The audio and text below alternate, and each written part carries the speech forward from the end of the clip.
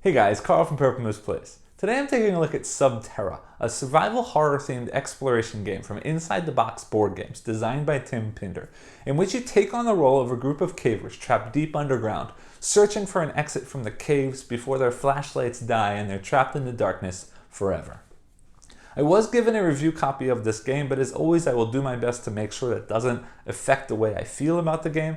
And with that being said, let's head down and do our normal solo playthrough, and I'll meet you back up here to let you know what I think about the game. To set up a game of Sub Terra, begin by finding the start cave tile that looks like this, and place it in the center of the play area. Then take the remaining cave tiles, shuffling them up, and making a stack.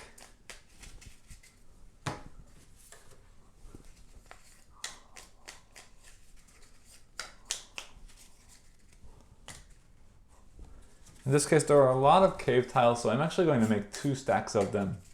But we'll remember which stack is first and which stack is second, because it will matter when we finish setup, and you'll see that in just a minute.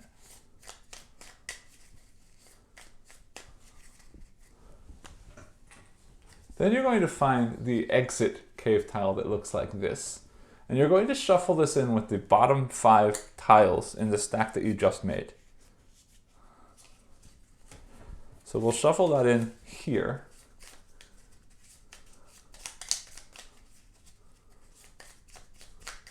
And we'll place that again back at the bottom of this stack. So somewhere in the bottom 6 tiles is the final exit tile. And then we're going to place these off to the side, remembering that this stack right here is our second stack. We need to finish all of this stack here before we transition to that stack there. After the tiles are all shuffled, the next thing we're going to do is we're going to choose how many cavers we're going to be using for the playthrough, because the number of cavers will determine the rest of the setup.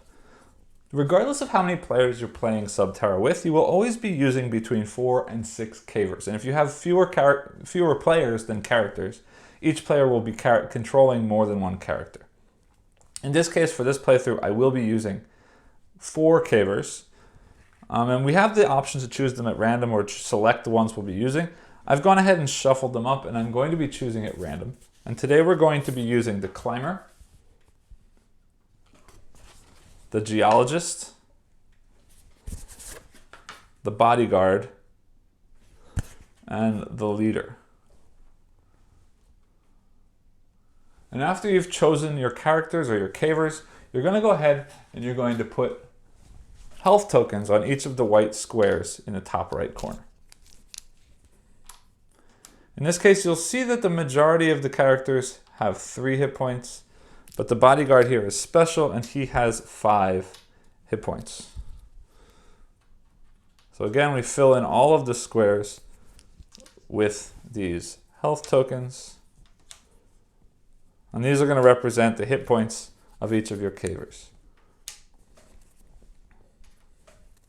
Now, in addition to choosing which cavers you're going to be using, you also need to choose the difficulty that you're going to be playing the game in. There is normal difficulty, advanced difficulty, and expert difficulty. I'm going to be playing the normal difficulty today. But before you before you start playing the game after choosing the difficulty level, you're going to go into these hazard cards, and you're going to remove cards based on the difficulty. If you choose normal difficulty, you will remove any card that has 1 star in the bottom corner. For advanced difficulty, you'll remove any cards that have 2 stars in the bottom corner. And for export, you will remove any card that has 3 stars in the bottom corner. So for the normal mode, all we're removing are these double hazard cards. So these won't be used in our play for today. Then after you've removed the cards that you need to for the difficulty level that you've chosen, you're going to shuffle the remaining cards. And then you're going to draw out a certain number of cards based on the number of cavers you're playing with and the difficulty level that you've chosen. In this case, with 4 cavers on the normal difficulty level, we will be using 22 of these cards. Oops. So after we've shuffled these up well, we're going to deal out 22 cards.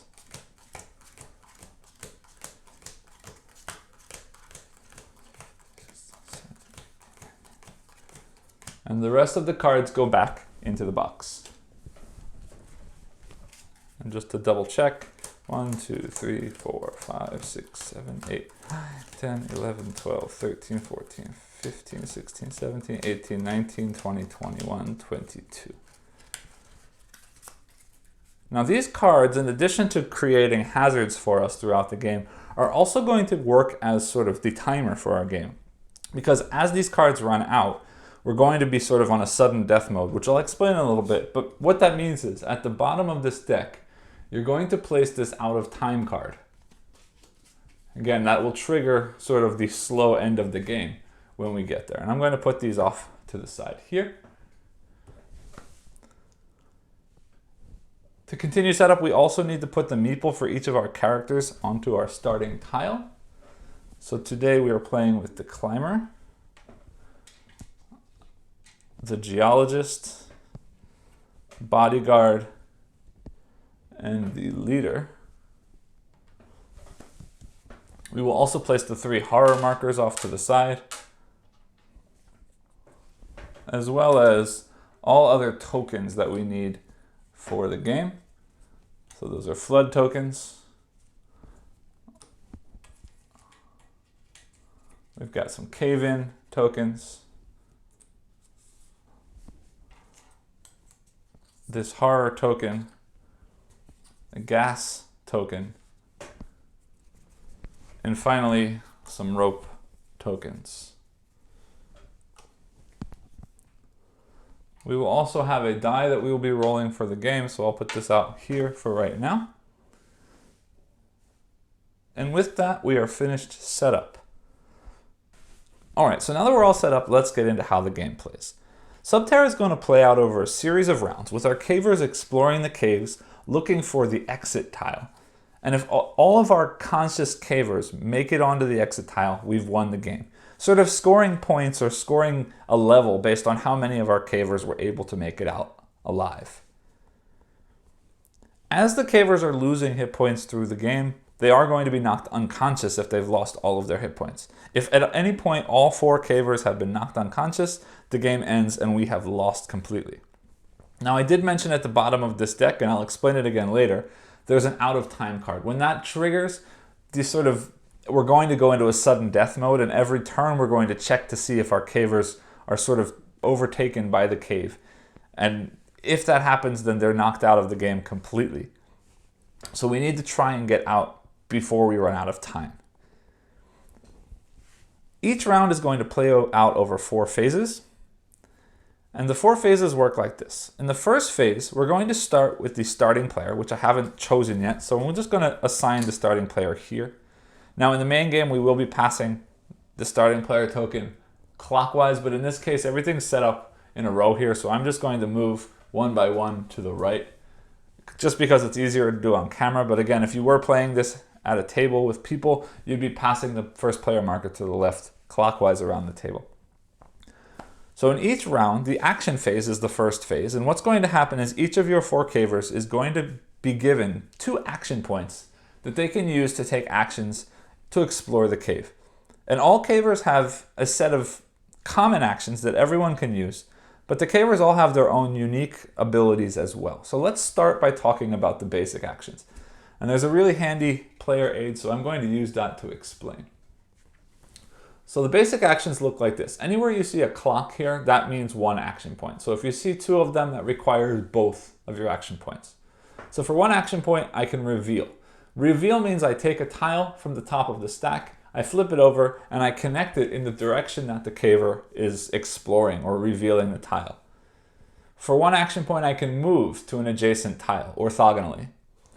For 1 action point, we can explore. Explore means we're going to reveal a tile and instantly move onto that tile for only 1 action point. But the problem is we have to move into that tile. Even if there's some kind of hazard in that tile, I cannot choose not to move in. So sometimes it's worth it to push your luck to do an explore action, but other times it's better to just reveal a tile and see what's there before deciding to move into it. For 2 actions, we can run, and run just means we move 3 times orthogonally, just like the move action, but we do it 3 times in a row, or up to 3 times in a row. For 2 actions, I can heal my own caver, or any other caver on the same tile. If at any point a tile gets flooded, and I'll explain how that happens later, we cannot walk through it with a normal move action.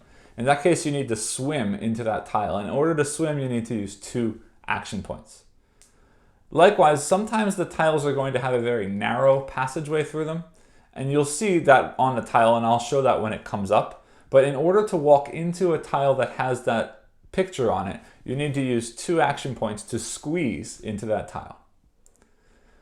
At certain points in the game, based on the hazard cards, we're going to have cave-ins. You cannot ever enter a tile that has a cave-in, unless of course you have a special ability that lets you do so. But from an adjacent tile, or if you're already trapped in a cave-in tile, you can use 2 action points to remove the cave-in from the tile. Now these last 2 are not automatic actions. The last 2 are going to require a dice roll. I can spend 2 action points to hide. And hiding is going to make us not a target for the horrors later. These horror tokens are going to be moving through the cave hunting us. And if we're hidden, that horror will not come towards us. It doesn't understand that we're there. Now, if we are hiding and the horror does accidentally, by chance, end up in the same tile that we are in, we will still be knocked out by that horror. It just makes us not a target for the horror. They're not going to aim for us. And finally, we can place a rope. Sometimes we're going to find cliffs that we can't get over, or sort of rock slide areas that we slide down and can't get back across unless we place a rope. And in order to place a rope, we're going to need to spend 2 actions. Now for both the hide and the place rope, we're going to spend the 2 actions and then we're going to roll a die. On a 4, 5, or 6, we will be successful and we will either hide or place the rope. On a 1, 2, or 3, unfortunately that action fails, but you've still used your action points for that turn. So each caver is going to use their 2 action points, taking one of these actions, and then we'll pass to the next caver, who will also do the same thing. Now, while you're taking actions, you can also choose to exert yourself. And if you choose to exert yourself, you get a 3rd action point. However, after you've used that 3rd action point, you're going to roll the die. And if you roll a 1, 2, or 3, you're going to take 1 point of damage. So you're risking hurting yourself in order to take an extra action point. And that extra action point can be combined with one of your normal action points to do one of those double action point actions. Now, in addition to the basic actions, each of the characters has their own unique actions, or also abilities that may or may not take actions. So let's go through the 4 characters that we're going to be using today so I can explain what each of them does. So if we look at the climber has 2 abilities, rig and agile. Rig says that the climber is able to place a rope token onto their current tile, whether it's a ledge or a rock slide. And in this case, the normal rope action takes 2 action points and you have to roll for success. The climber only takes 1 action point to place the rope and does not need to roll for success. It's an automatic success if the climber is placing a rope. In addition, the climber has a passive ability called agile, and they can use a regular move action to enter those narrow passageways that normally require a squeeze. And they're also allowed to move into a cave-in tile that already has rubble on it. So next we have the geologist. They also have an active and a passive ability. The active ability excavate says for 1 action point I can remove one of those cave-in rubble markers either from the tile they're on or from an adjacent tile. So basically they're doing the dig action, but it only takes 1 point to do so. Also, the geologist has the intuitive ability, which says at the start of the game, I'm going to set aside the top tile of this cave tile stack face up. So it says whenever I would place a tile from the cave tile stack, I can instead put that tile aside and place this one in its place. So he's always got this extra tile that we can use instead of what we draw from the stack. The bodyguard has repel. Repel means he can use 1 action to actually remove a horror that's on an adjacent tile. And this is the only way that we can remove horrors from the game. Otherwise, they are just going to keep chasing us and chasing us and chasing us. So this is great. The bodyguard can actually remove horrors from the map. Now they will come back on later turns, of course, but the ability to remove them is really big. Plus he has 5 hit points, which is great because it means he can sort of push his luck a little bit more than some of the other characters. In addition, his protective ability, which gives him those 5 hit points, also allows him to protect other characters that are on the same space or same tile that he's on, which means that any other cavers that are on his tile that would lose points from floods or gas or cave-ins or tremors, which we'll talk about in a minute, he will actually protect them. So they will not take any damage. And finally, we have the leader. The leader uses something called direct. The leader is going to spend one action point to actually allow another caver anywhere on the board to immediately perform an action that costs one action point. So the leader can basically move another caver, have another caver reveal a tile or explore a tile, and this is going to be really, really helpful. However, the leader can only use this once per turn. They cannot do this with both of their action points on a single turn. And finally, the leader has an experienced passive ability, which means every time she rolls the die, she's going to have a success on a 3, 4, 5, or 6, and not just a 4, 5, or 6. So she's more likely to succeed on her rolls for checking things. So those are the abilities, and we're going to use those abilities to explore the cave. But after the action phase, after all 4 of our cavers have taken their actions, we're going to move into the horror phase. If there are any of the horrors on the board, they will all move one space towards the closest caver. Now, if at any point there are no cavers within 7 tiles from that horror, they will be removed from the board. We've basically left them behind and they're not chasing us any longer. Now, if a horror is ever able to catch us and is sharing a tile with any of our cavers, that caver is immediately knocked unconscious and loses all of their hit points. That doesn't mean they're removed from the game, right? Because if the horror moves past them later on and another caver can make it back to them, they can always use the heal action to give them hit points back and rejuvenate them, allowing them to join the game again. So after the horror phase, we're entering the hazard phase, and we're going to turn over the top card of the deck. And after we turn over the card, we're going to see one of these types of cards. There are 5 different hazard cards in the deck. If we see a tremor card, every caver one by one is going to roll a die. And if they don't get a 4, 5, or 6, or in the case of the leader, a 3, 4, 5, or 6, they're going to take 1 hit point of damage. Now remembering, if they're in the same tile as the bodyguard, they're not going to take that damage. Only the bodyguard will be hurt in that case. Flood means every tile that shows water will have a flood tile placed on top of it. And anybody who is in that tile when it's flooded is going to lose 1 hit point. From that point on, in order to enter that tile, we're going to use a swim action, which takes 2 action points rather than 1 action point. Gas means that every tile that has gas on it, or you can see gas on the tile, is going to be flooded with gas until the following hazard phase.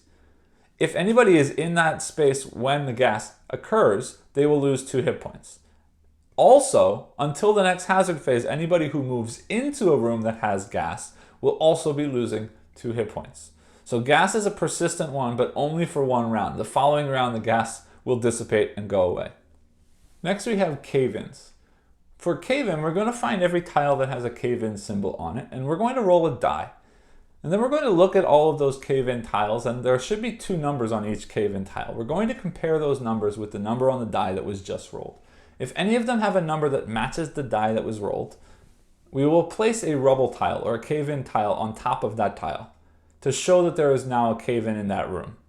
Anybody who is in that room at that time will lose 3 hit points, and that room will then become impassable from then on unless somebody is digging, or in the case of the geologist, is excavating to remove that rubble tile.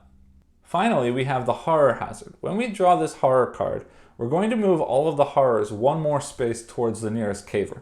And then, if there are not already 3 horrors on the board, we're going to add 1 more horror at the closest horror tile to any of our cavers. Whichever horror tile is closest to a caver will again get 1 more horror. After the horror phase, we enter the end phase, which is simply just passing the first player marker to the next caver, and then we'll begin the next round, starting with the new first player. Now, again, after we've gone through all of the hazard cards, at the bottom of the hazard deck, there is the out of time card. That the out of time card means every time we get to the hazard phase, including when this first comes up, we're going to roll a die for each caver. And if that die does not successfully pass, means we don't see a 4, 5, or 6, or in the case of the leader, a 3, 4, 5, or 6, that caver is immediately removed from the game. So that's going to put a very hard end to the game if we don't hurry and get out of the cave.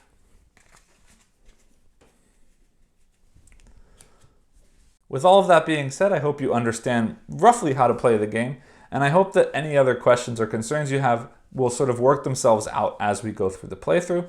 So let me go ahead and clear everything up, and we'll get right into our playthrough. All right, so now that we're all set up, let's go ahead and get right into a play. So you can see we're all starting on this center tile, and it's got 4 different exits. Now, remember, we can only win if we get to the bottom of the second stack. Somewhere in those bottom 6 tiles is going to be our exit tile. So I need to do my best to work through those tiles as quickly as I possibly can. Now, sometimes we are going to run into some dead ends, so we need to make sure that we keep at least 2 pathways going sort of at all times, and make sure that we don't split up too far so that we can heal each other, but also that we don't stick together too much or we're not exploring fast enough. So with all that being said, we'll see what we can do. Now I'm going to put this horror on top of the hazard deck for now. Actually, no, I'll explain when I do that later. We don't have any horrors right now, so it's not going to matter. So let's just go ahead and get right into it. We're starting with the climber. They don't have anything that's going to be helpful for us unless we find hazardous kind of areas or need ropes placed. So for right now, everybody's at full strength, so I'm going to do as much exploring as I possibly can. So we'll start with the climber and we will explore to the right. So I draw this tile. I just picked up a water tile. This is going to be one of the tiles that will flood if we draw a flood hazard. And I get to rotate that tile as I choose to place on the board. And I will put it this way. And I said I was exploring, which means the climber is moving here, which is not a problem until flooding happens. And then, so as not to move too far away, I'm going to have her just reveal another tile. In this case, this is one of the cave-in tiles that I've mentioned. Again, this is not a problem unless we trigger a cave-in, but that's okay. We'll put that like this in the possible hope that this might connect. All right, so next we have the geologist. I want him to explore at a different direction than the climber just did, but I don't know if I want him to move away yet. Yeah, that's okay. We can always have the leader move back. So I'm going to explore up, which gets me a gas tile, but that's actually nice because it's going to connect right in there. So I will do that, and I'm actually going to let him stay there. That's a waste, but yeah, he's going to stay there because if he steps into a cave-in does 3 damage and gas only does 2 damage, so a cave-in would knock him out, but gas would not. So I'm okay with him staying there just in case. No. I'm going to do that and I'll show you why in a minute. Alright, bodyguard is next. Bodyguard is going to explore behind him, or sorry, reveal behind him, but not move that way. Good. This is a tile that I haven't explained yet because this is only tile related. And this tile is basically a hazardous tile. And if you step into this tile, you automatically roll for a success. And if you get a 4, 5, or 6, you're fine, but a 1, 2, or 3 will cause 1 damage. So I'm glad I didn't randomly go into that tile. And then I will have him step into the tile with the climber, which means if there is a flood, he's protecting the climber. All right, and then we have the leader. Now the leader is allowed to move one other person. So I'm going to actually have the leader make the geologist explore this way. Now, geologist revealed a horror token, and if I place this down and I draw a horror hazard, there's going to be a horror placed there. However, the geologist has that passive ability that anytime he would place a tile, he can choose to place the one on his board instead. So I'm going to do that because I don't want that horror. And now the geologist will go here instead. Oops. And now the leader still has one more point of action, and I'm going to reveal a tile below her, which is a cave-in. And I'm going to do this because I don't want to just keep having loops back to the beginning. Yeah, Okay. So that is the end of our first action phase. We move on to the horror phase, but there are no horrors on the board, so nothing gets moved. We move into the hazard phase. We flip over the first one, which is a tremor. A tremor now, of course, is the check for each character. So starting with the climber, we roll a 2, so they lose 1 health. Geologist, 6 is safe. Bodyguard, 5 is safe. A leader, 4 is safe. That was actually not so bad. Then we pass the first player marker to the right, or normally to the left clockwise, but in this case, I'm going across these characters, and we start the next round with the geologist. And I think all I'm going to have them do is move 1, 2 to be there. Now the bodyguard is going to explore. All right, they find a gas tile, which is fine. And then, yeah, explore one more time. Great, we found a cave or a cave-in tile, which is not a problem yet. But I like that because it gives me 2 options. I'm going to end up having to move this to fit everything on camera, so I'm going to rotate this way so that we don't have to worry about below for right now. All right, then the leader is going to go, and she's going to run. It means using 2 action points, 1, 2, 3 to get here. And remembering they're protected by the bodyguard. He will take 3 damage if there's a cave-in, but everybody else there will be safe. The climber is going to move twice. And that's the end of her turn, so that's the end of the action phase. There is no horror on the board. So we move into the hazard phase, turning over the next card, which is a flood. So you'll see here the geologist is on this tile that's now been flooded. So he will take 1 damage. And that means from now on, to enter this tile, we're going to use a swim action instead of a move action. And the swim action does take 2 action points. I don't suspect it will be going back through the cave that way, but there is a possibility. So then we pass this to the next person, and we begin the next round with the bodyguard. And I'm going to have him explore up. Oh, and that's a horror. So he's explored up. So basically he's just going to come back again for his turn. And that's the end of his turn. The leader is going to explore to the right. Okay, this is where things get a little bit interesting, but that's okay. This is a cliff or a ledge. We cannot go up that ledge unless we have a rope there. But we do have a climber that's going to make things very easy. So what's going to happen here is the leader's going to use their second action point to move the climber in there, which ends the leader's turn. And now it's the climber's turn.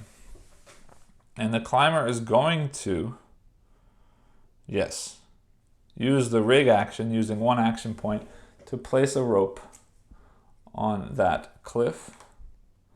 So now they can climb up that cliff. Great. Okay. Then they still have 1 more action. I will have them explore to the right, which is a corner piece. And they go right there, which could be a problem if there's a cave-in, but we'll see what happens.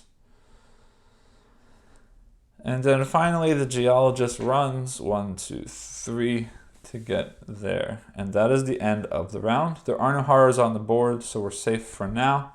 We turn over our next hazard, which is a horror. So we add our first horror to the board. This horror will not move until the next round. And we do remember that the bodyguard has the ability to kill one. So that's actually going to work out very nicely. We pass this next tile, 1 to the leader. And yes, the leader is going to use her 2 action points to heal the geologist for 1 hit point because they're in the same tile. And then, because the leader has this experienced ability, which is going to make their skill checks a little bit easier, I'm going to have her exert to try and to try and have the bodyguard kill that horror. So she's exerting, which means she's directing the bodyguard to kill that horror. And now she's got a roll for fatigue. She rolls a 1, which means she loses 1 hit point. I'm just going to put it down below to save space. Okay, so we're on to the climber's turn. The climber will explore the next tile, which is good and bad. She's going to potentially take some damage. She's safe with a 4. And then she's going to reveal the next room to the left, which is a turn up, which is actually not bad at all. Okay, on to the geologist. The geologist is going to run 1, 2, 3, but when he gets to this tile, he needs to roll to see good. He's safe. He gets here. Yeah, I'm going to have him exert to explore. We need to. We're running out of time otherwise. I'll put that there. I like that. We're getting a little bit more open. I'm going to need to shift everything in a minute, but we'll be okay for it. One more turn.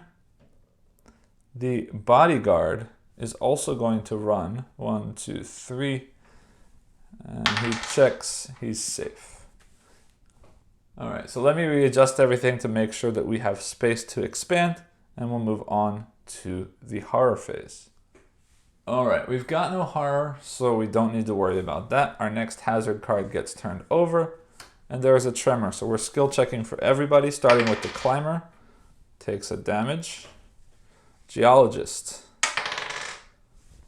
does not take a damage. Actually, I'm sorry, the climber does not take a damage because she's on the same tile with the bodyguard. He protects her. He rolls for damage. He does take a damage. The leader also takes 1 damage, which is a problem, but we'll figure that out in a minute. The first player token gets passed. We start a new round with the climber. I'm not too worried about 1 damage. She's going to explore up and gets a nice free and clear path there. I like it. Lots of open, lots of availability. All right, and then she's going to reveal also up. All right, we've got water there. On to the geologist. He's going to move twice. 1, 2. That's his normal action points. But I'm going to have him exert to reveal a tile to the right, which is going to either curve up or down. Let's say down, just to potentially connect back into things. And I need to roll because he exerted, and he takes 1 damage. Bodyguard is going to reveal to the right, which is some water, which no longer connects. That's now a dead end, but that's okay. And then he will step up to be with them as protection. Not that there's anything going to happen in that room except for the possible tremor. Now, the leader is going to be in a tight situation here, but she's going to heal. So she'll use both of her action points to heal 1. And will stay in that tile for 1 more round. There are no horrors on the board. We enter our hazard phase. Another tremor. The climber and the geologist are safe. The bodyguard rolls 6, he's safe. The leader rolls 2, she loses another hit point. I'm glad I healed. All right. That's not great though. Okay, so we pass this to the right. And now the geologist goes first. He's going to step up 1 and explore 1. Okay, so this is one of those narrow spaces I was talking about, the tight squeeze spots. And because he explored, he gets to go in there with a normal movement. But from now on, anybody who wants to go in there is going to need to use the squeeze action, which takes 2 actions. But he's safe there except for tremors, which is somewhat nice. But I don't like to keep going up that way. So we've got the bodyguard. I'm going to have him come over here. And he's going to explore up, which just created a new horror. And he's in there, which is a problem. So the leader is going to spend 2 actions to heal. And then she's going to exert to use her direct movement to have him explore out of that horror tile. So she'll roll 5, which is great. No damage to her. And he reveals another cliff.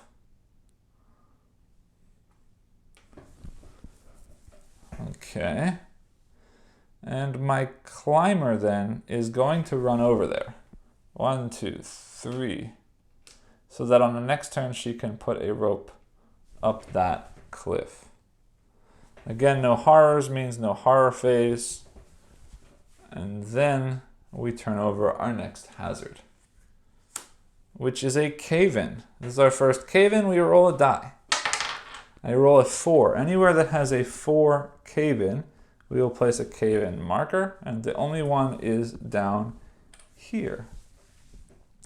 Now, we cannot move through these unless we dig or use the excavate of the geologist, but the horrors have no problem moving through there. So for right now, we're okay with that. All right, so that's the round. We move the first player marker to the bodyguard. And he's going to heal. So now it's the leader's turn. And I believe, let's see.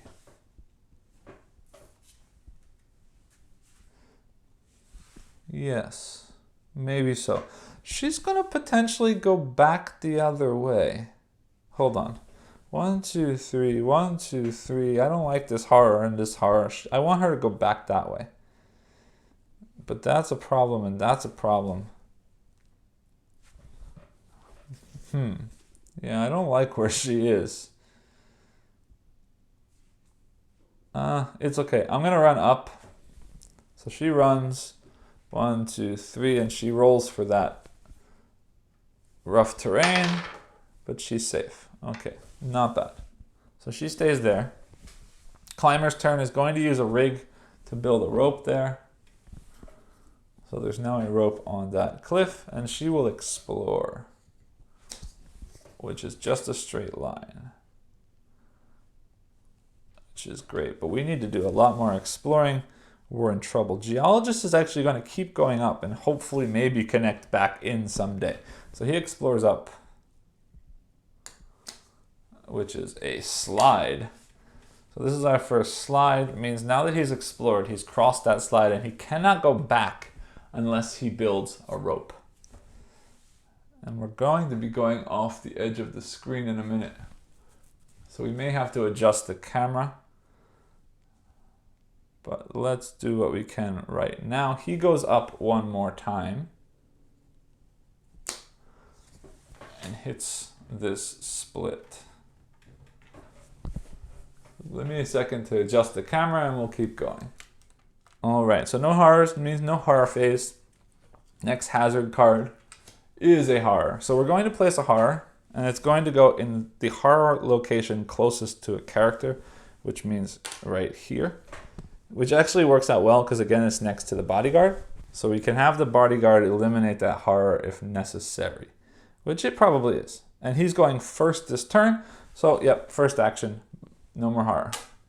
Second action, he's going to step in there. Leader's turn. I don't like having everybody separated. So the leader's actually going to go 1, 2, 3 up towards him, the geologist, because then we can have 2 sets of 2, hopefully.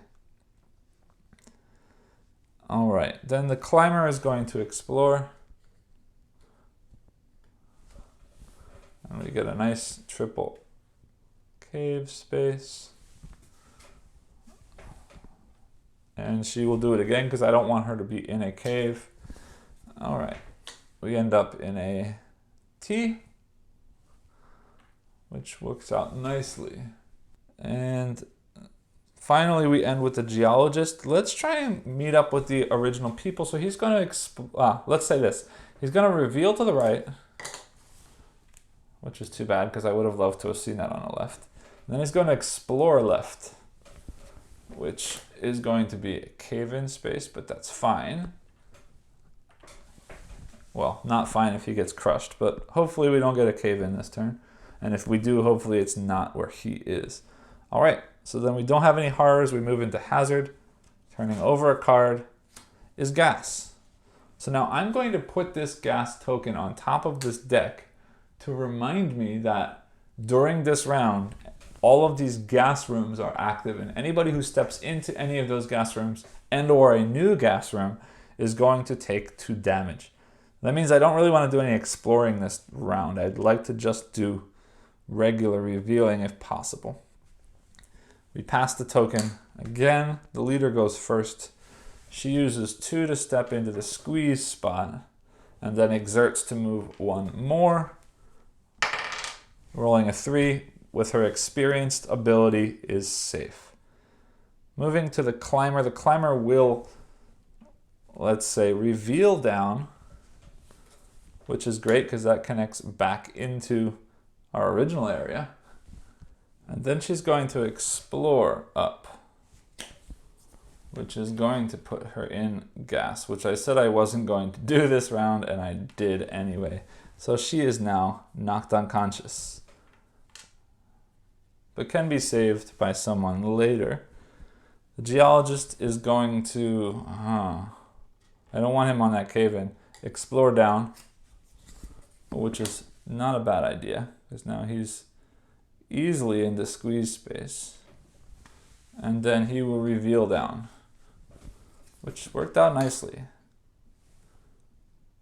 All right.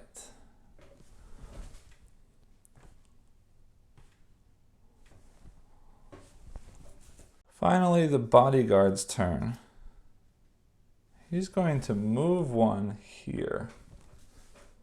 And then he's going to explore. Yes, explore up, which is bad.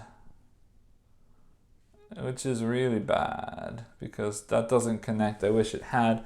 So he's going to have to go back around later to take care of the climber. There are no horrors, so there is no horror phase. The hazard phase, we will turn over the top card, is flooding. So everywhere there is water is now flooded. It means here there's a flood. There's a flood, remembering we need to swim if we want to go into a tile that is flooded. And we move on to the next round. Now the gas is done. The climber is not a thing anymore, so I'm going to pass this to the geologist. And the geologist is going to step down 1 and explore left, which is potentially horrible because there's a horror there. The bodyguard is going to, it seems like a waste, but that's okay. Come back here 1, 2, 3 to be there with her to hopefully heal her next turn. The leader is going to make the geologist explore up so he's not on the hazard space. In the case of a hazard, and then she's going to move 1.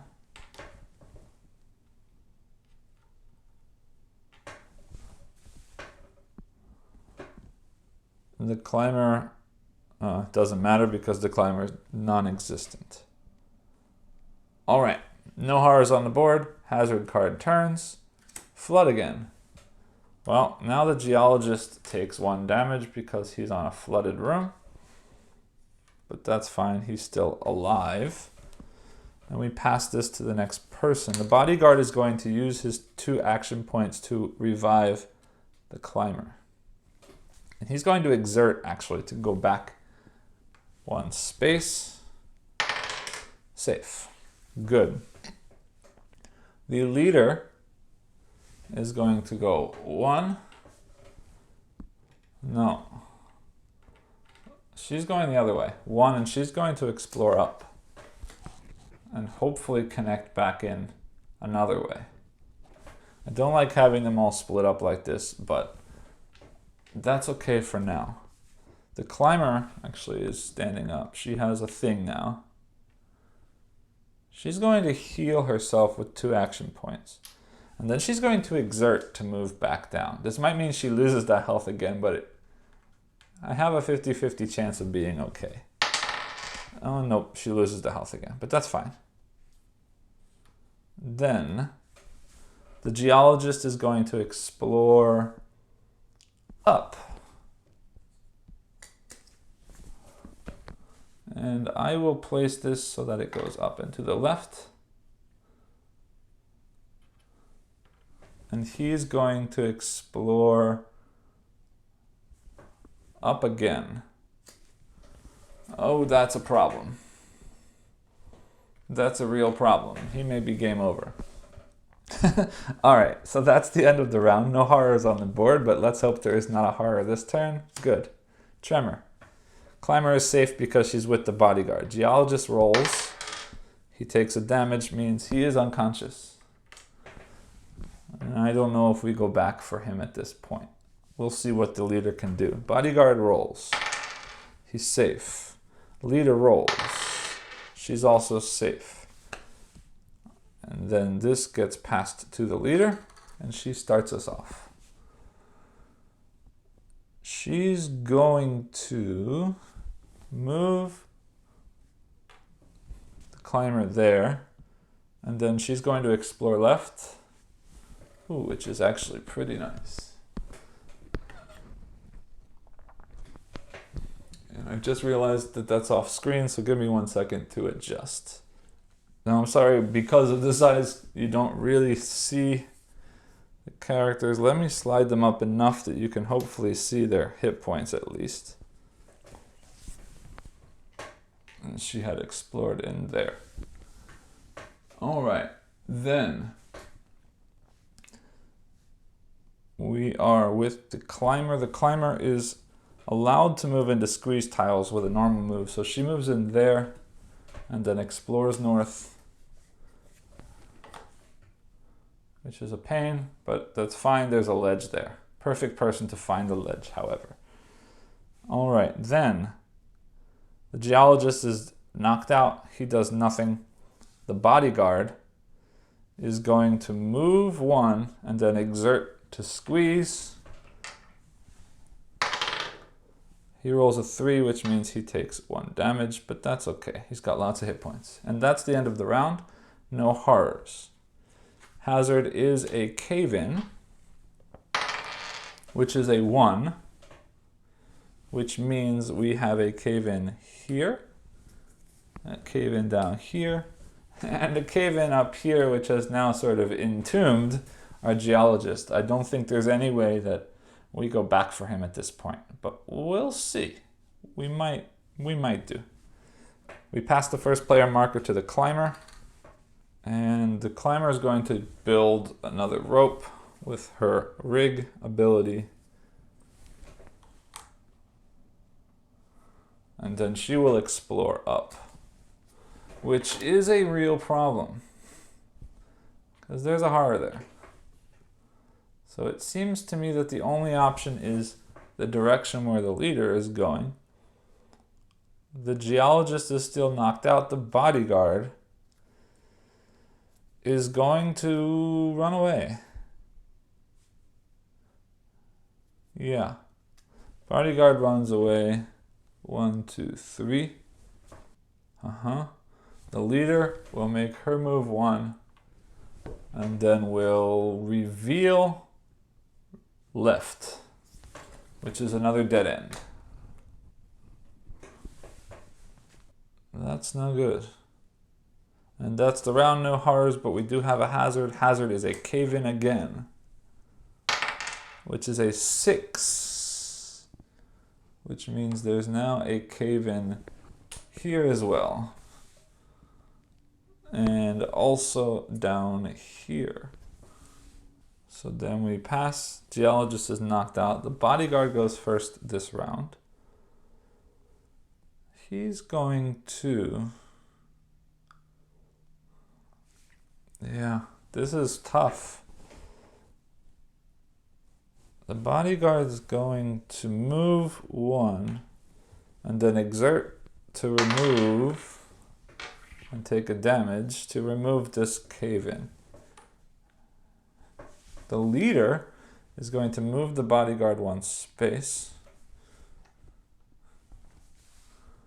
And then she will explore up there.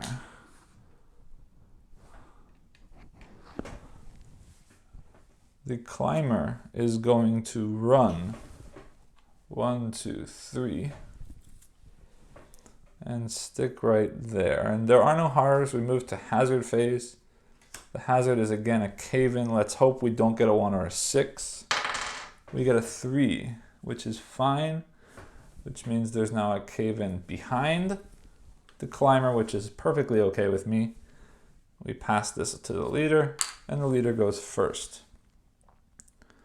The leader is going to explore right,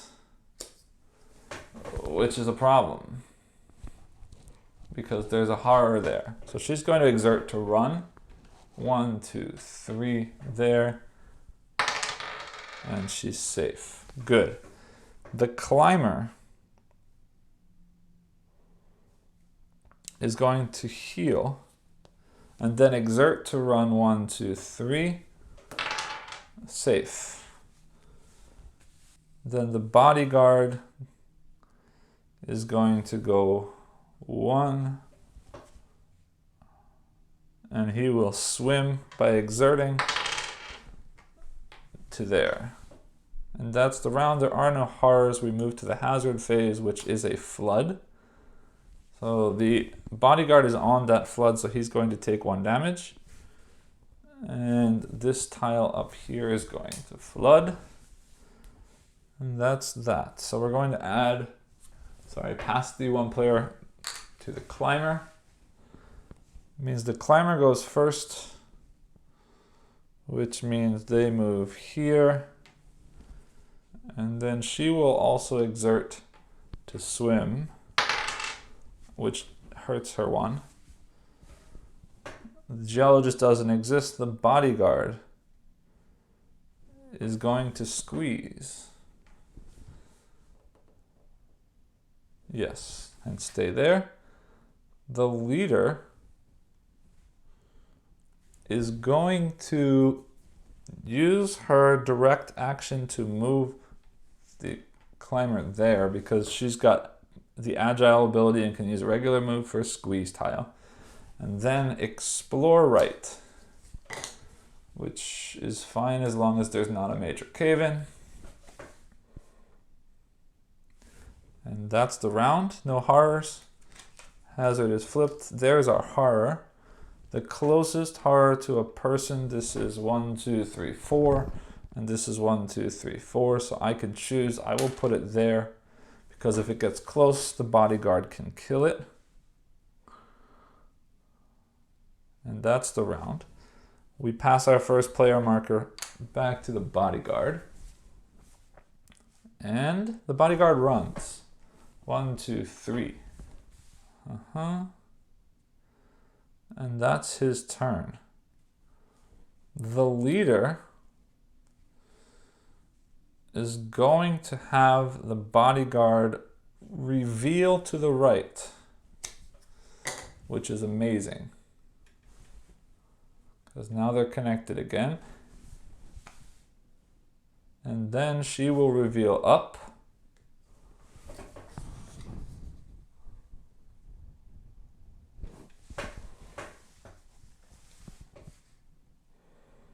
The climber is going to run. 1, 2, 3. And that's the round. Horror moves, hold on. 1, 2, 3, 4, 5, 6, 7. There is one within 7, so we're fine. The horror move forward 1 space towards the cavers. And then the hazard card is gas. which I don't like, but that's okay. So we're gonna put that gas token on top of our deck, and we will pass the first player marker to the leader. The leader goes first. The leader will have, it doesn't matter which, climber or bodyguard reveal the tile below them, which was gas, so I'm glad they didn't step in. And then the leader is going to step down one space. Climber is going to heal one.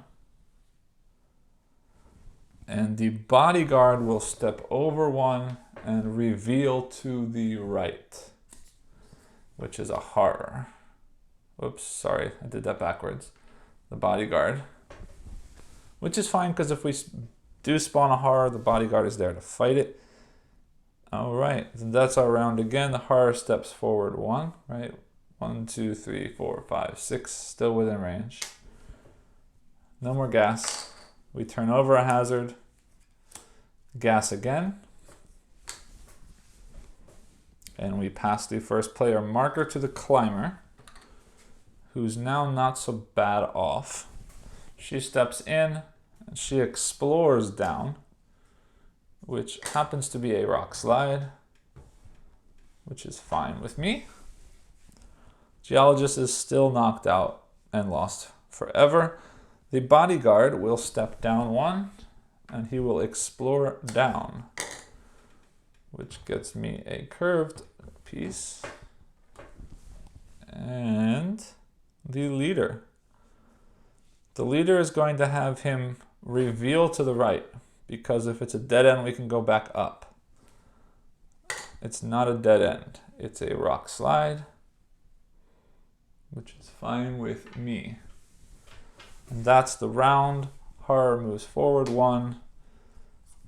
Next hazard card is a horror. Means we're spawning a horror here.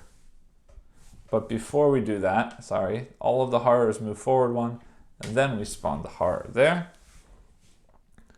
We pass the first player marker to the bodyguard. Sure. The bodyguard steps forward one, and he reveals the tile to the right, which is gas, which is not a problem for now. Okay. The leader, yes, the leader is going to make the, I don't want that to happen.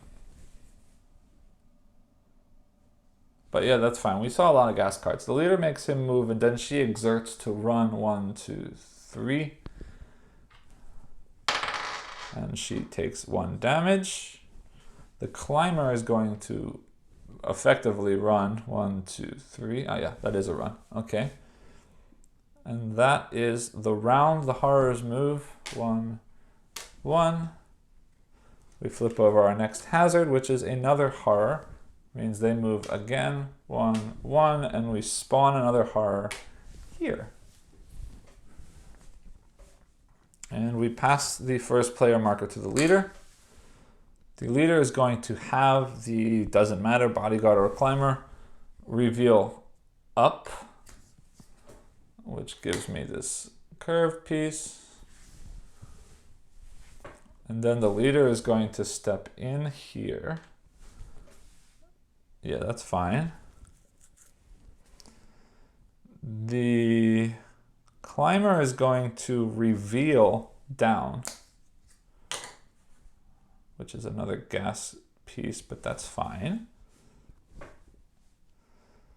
And then she is going to,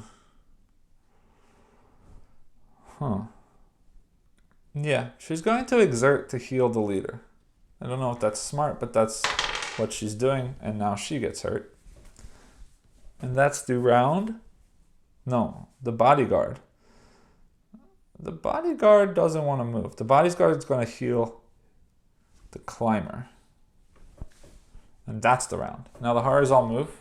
1, 1, 1. Next hazard gets flipped is gas, which is bad. But we can go up instead. We pass the token to the climber. She goes up 1 and it reveals to the right. which is gas. I'm glad I didn't go anywhere. Ah, hold on a minute. There's gas here, means he took 2 damage, protecting them. He's down. The leader didn't take any damage because the bodyguard blocked, which is okay. Now the bodyguard doesn't get a turn because he's knocked out, but the leader is going to heal the bodyguard. And then she's going to exert to move here so that she's not there if the horror moves twice. And she's safe. I like that. Okay. So the horrors all move 1. I'm sorry, he's alive again because he was healed by the leader. We turn over our next hazard, which is a flood card. And there are no more water spots. And none of us are standing on water, so that's fine. So we move on to the next round. Bodyguard is first player. He uses his first action to kill this horror. And then he will step down. Leader is going to make her move 1.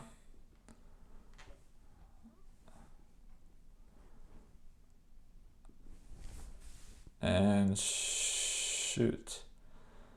She's going to exert to run down here. And she's safe. The climber moves down 1 and explores to the left.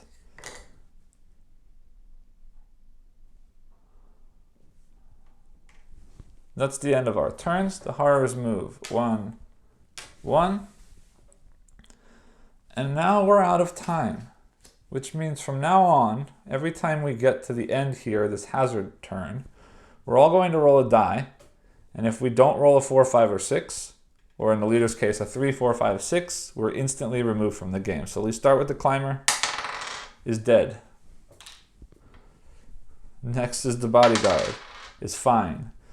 Next is the leader, is fine. So we keep going. Let's hope we can get out of here. We're very, very close to the end, but it's going to take some time. So we pass the first player marker to the leader, who is going to move and explore left.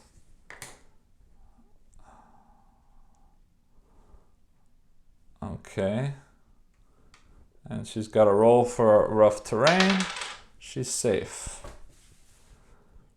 Then the bodyguard is going to move twice. I hope he doesn't get killed by this rough terrain. He doesn't. The horrors move. We roll to see if we survive. Bodyguard first is okay. The leader is also okay. We pass the first player marker to the other bodyguard. Actually, let me roll for the geologist. He's dead anyway, but yeah, he's removed from the game. All right. So the bodyguard is going first this turn. He's going to reveal left.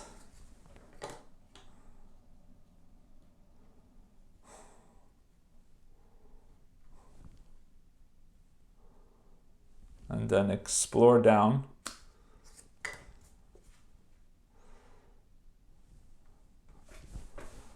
The leader is going to move down and explore right.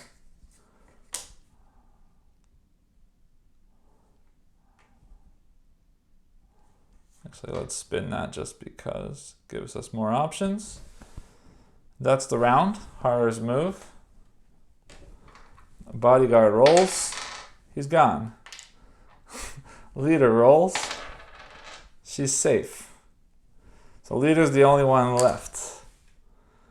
She's going to reveal right. She finds the exit. So with her final action point of the game, she escapes. That was a tricky one, but we made it out with one caver. Based on that end, if we take a look in the book, you will see with 2 cavers left behind. Oh, you know what? I lied. We failed. With 3 or more cavers left behind, you lose the game and are defeated. So in this case, we actually lost despite having found the exit.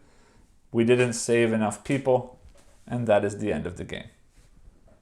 Alright, so while we're down here, let's go ahead and take a look at the components. I like to look at the components at the end of each of my playthroughs and talk a little bit about how I feel about them.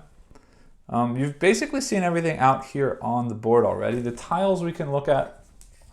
I really like the artwork on the tiles. It's very clear, it pops quite a bit.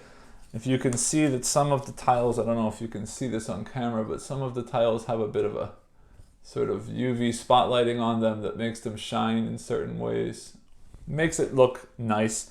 It's very clear, all the symbols on the tiles, what everything means. They're nice and thick. They're not going to bend, they're not going to break. They're really nice tiles. All of these pieces, the overlay tokens, yeah, they're really nice. The horror pieces are wooden pieces with this sort of screen printed horror symbol on both sides, so you don't have to worry about placing them correctly. They stand out, it's very clear. I like it. Each of the meeples, the game comes with stickers. So you can see there's a white sticker, and on the other side, it's going to be hard to see on the green one, but there's a black sticker. It's your choice which you put on. I put them all on, so every one of my meeples has black on one side and white on the other side. But it's nice because not only does the color match the board, but also it matches the symbol that you see on the board. Now, while we're talking about the boards, let's take a look at them. The artwork on the boards is really nice. It's very easy to see hit points. The description of everything here is very clear and very easy to understand. And actually, once you understand that, on the reverse side of all of these boards as well, there's the same version, but now with iconography instead of wording. So if you prefer pictures rather than wording, there's that option as well. I do really like that. The game comes with many different cavers. We use 4 today, but there are 4 others. Medic, which actually does healing. Another caver for 1 point instead of 2, and you can sprint for 1 action point, which moves 2 spaces. That's really nice. We've got the engineer, which actually lets you use explosives, which are these overlay tokens here that actually break a hole through walls. So you can actually create new passageways. And in fact, also the engineer is safe for cave-ins. They only take 1 damage instead of 3, which is huge. The scout actually lets you discard a tile instead of placing it 3 times per game. So you can actually go through the search tiles much quicker with the scout, which is nice. And also, she's never chosen as the victim for horror, and horror doesn't hurt her if he's in the same, or if it's in the same space as her. So she's basically always hiding and can move past horrors, which is a big deal. And finally, the diver has this cool move where you can use 2 actions to move from one water tile to another water tile. So they can basically teleport across the map, which is really cool because they could kind of run off on their own and then swim back to meet everybody else later. And also they don't get hurt from floods and can move through flooded areas normally. So there's 8 different characters in the game, and they're all very unique and very cool. We'll talk more about that in the review. Focusing more on the components. Again, everything is very clear. The card quality is very nice. It's got a nice glossy finish to it. It's very clear what each card represents, the picture and the word on each card. Yeah, I really am happy with all of that. The game also comes with a plastic set of components to replace these cardboard tokens if you prefer. For example, here's the original start player marker, but it also comes with this plastic first player marker that says the name of the game on one side and shows that same 1, an arrow on the other side. I imagine if you painted this up or gave this a wash, it would pop a little nicer. In addition, the water tokens, or the flood tokens, which look like this in the original version, also come with these plastic versions, which shows that same icon on the one side, and then the other side is a sort of just nice representation of a rippled flood kind of area. And the cave-in tokens the same way. So you see the cardboard one looks like this, and the plastic one on one side, I don't know if you can see that, has the same cave-in logo, but on the other side is just looks like a bunch of rubble. So we've got a bunch of those in there as well. But realistically, I'm not a big fan of plastic components, so I much prefer to use the cardboard tiles, but they are in there if you want to use them. Finally, the game does come with that die that we roll for those skill checks and for those potential damage checks. This die is glow in the dark. I don't suspect you'll ever be playing this game in the dark, but if you were playing this game in the dark, or at least in low lighting, this die will glow in the dark, which is, it's a fun little addition. Doesn't need to be there, but it's nice. The last thing I always do look at during these component looks is the insert for the box. In this case, the insert is just one of your standard sort of cardboard troughs. It's nothing special, but it holds all the components perfectly well, so I don't really have an issue with this in this case. If I do end up getting the expansions, which I will talk about a little bit later in the review, I may end up pulling that out and finding a better way to organize everything, but for now it does what it's supposed to do, and basically it's really in there to make sure things stay where they're supposed to in initial shipping. So it's not really an insert so much as it's just there to hold the components in shipping. But for now, it stays in. With all that being said, meet me back up top and we'll discuss what I think about the game. Welcome back. I hope you enjoyed the playthrough. I will apologize quickly for the mix-up with the two stacks of tiles and a couple of small mistakes I made along the way, but I hope that you were still able to see basically how the game plays and that this gives you a good idea of what this game is. With that said, there are a couple things that I do want to talk about right up front.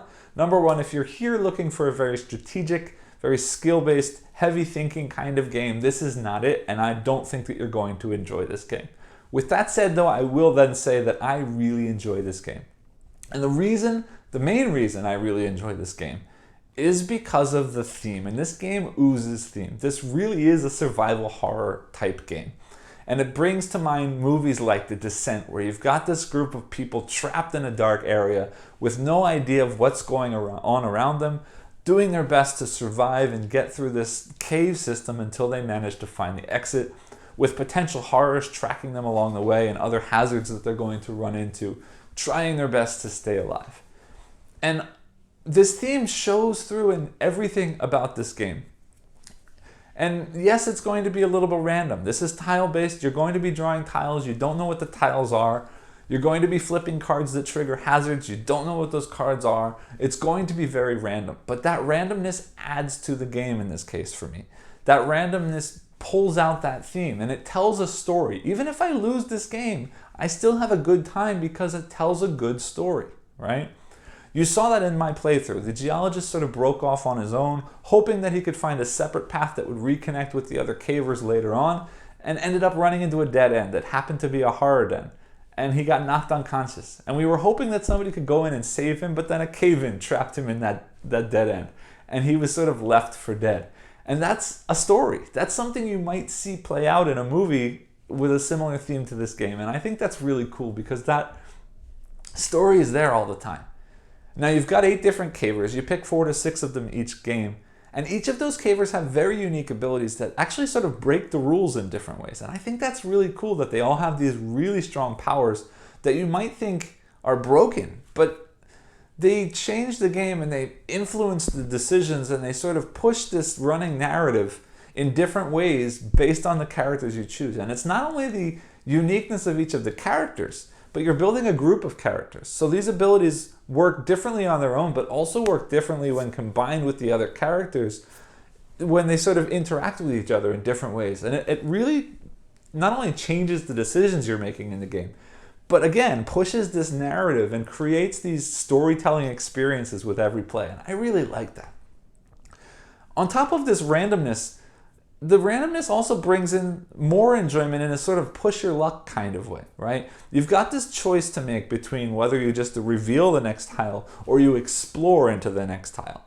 And if you explore into the next tile, you have to move into it regardless of what's there. So you have to wonder or decide, are you willing to take the risk to step into the unknown in order to save time when you could run into something potentially deadly on the other side of that wall or the other side of that next tile?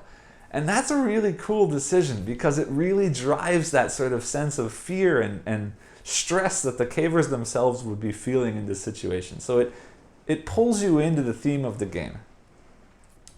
And then continuing with that, just this idea of turning over hazard cards that you don't know what's coming next. So if I'm in a room that could potentially hurt me if I pull the wrong hazard, I have to think, do I stay in that room or should I move to the next room? But the next room might be even worse than the room that I'm in right now, and that's really cool as well. So there's just this idea and this thought of what's coming next, what's coming next. And then on top of that, do I exert myself, right? I can always exert myself to get one more action point, but that could potentially hurt me as well. And all of these decisions are made even better because you've got that deck of cards that's running out. And when you get to the bottom of that deck of cards, you're out of time. Your flashlight dies and you're in the dark trying to escape without being able to see anything at all. And that adds that tension. You've got to rush. You've got to reveal. You've got to move. You can't just stand still, because if I'm standing still, I'm not getting through that stack of tiles. And I know that the exit is in the bottom 6 tiles, so I need to get through all of those tiles to get out. So you've got this driving force pushing you through, to dig through, to try harder, to exert yourself, to really push. And it makes you feel like you're in the situation. It brings that story to life. And I keep coming back to this story, narrative. This game is theme and theme come to life, and I really, really like that. Now, a couple of negatives. Yes, we've already talked about the randomness, and if randomness ruins games for you, this probably is going to be ruined. The other thing that's going to potentially be a problem in this game is player elimination. I would recommend, at solo it doesn't matter at all, because if a character is removed, that's fine, and that's fine. Now, if you play with more players, the more players you play with, the more likely it is that you're eliminated from the game. And what I mean by that is, when I'm playing with 1, I'm playing with at least 4 characters. When I'm playing with 2, we each play with 2, we've got 4 characters. Or if you want to, you can play with 3 each. When you're each playing with 3, you play with 2 characters and you've got the 6 characters. But above that, if you play with 4, 5, or 6 players, you're all playing with 1 caver. And that means if that caver is knocked unconscious, you're out for that round. And all you get to do on your turn is nothing, is wait for somebody to come and help you. And if they don't come to help you, then you have turn after turn after turn of doing nothing. And in the case of, say, my geologist in this game, he was trapped and removed from the game and then didn't do anything for the rest of the game. And if you were that one player who was controlling only that one caver, that could be an issue, right? You don't want to be stuck there waiting and watching the game play without you doing anything, especially if you're eliminated completely. So maybe at higher player counts, I don't know if I'd be as thrilled about this game. Now, with all that being said, though, as much as I keep pushing story and narrative and theme, that's still there. Right? So even if you're not playing, if you're sitting around the table with a bunch of friends enjoying the experience and enjoying the story that's playing out, you might still enjoy just sitting there and watching the rest of the game play out that you sort of invested yourself for the first half of. So it's not just sort of game over, you lose. It's game over, now cheer on your friends to see if they can make it out alive. And that's pretty cool. The other small thing I noticed while we were playing in this playthrough is I managed to get out. I got 1 caver out. But according to the rulebook, if I have more than 3 people die, that's a defeat. Now, I've officially won the game because the game didn't end by having everybody unconscious, but I didn't really win the game because my win status is defeat. And that can be a little bit disheartening when I pushed and pushed and pushed and got out and it's a defeat. But thematically, it kind of makes sense. If you're the last 1 person remaining of all of these other cavers, you might feel a little bad that you were the only one who made it out. But it also shows an ending like you might see in a movie like this, where you are that person, that final person who managed to get out this horrible, atrocious situation, which is very often what you see in a movie. They call it the final girl, right? You've got this one person who's alive at the very end of the movie, and that thematically makes sense in this game. So I don't know quite why that's a defeat. Maybe not a great win for sure, but it's a little bit sad that that's marked as defeat in the rulebook. But with all of those little negatives being said, I will continue to come back to this game. There are a few expansions to this game that I really do hope to get my hands on and try out. Those expansions all offer sort of unique scenario story twists, like going back into the caves to search for something, or going back into caves to fight off these horrors. And they all come with extra cavers that offer new and unique abilities, and I am very excited to try all of those out. I do also know that there was a Kickstarter not too long ago for a Sub Terra 2 that sort of takes this away from the survival horror and gets into a sort of more exploratory Indiana Jones kind of feeling, and I'm also extremely excited about those. So I'm definitely going take a look at these expansions for Sub Terra, and I'm definitely going to take a look at Sub Terra too. And when I get a chance to do that, I will definitely come back and share my thoughts on those as well. Again, I hope you enjoyed the playthrough. I hope you enjoyed listening to what I feel about this game. If you enjoyed this video, please like and subscribe below, and I'll catch you next time. Thanks.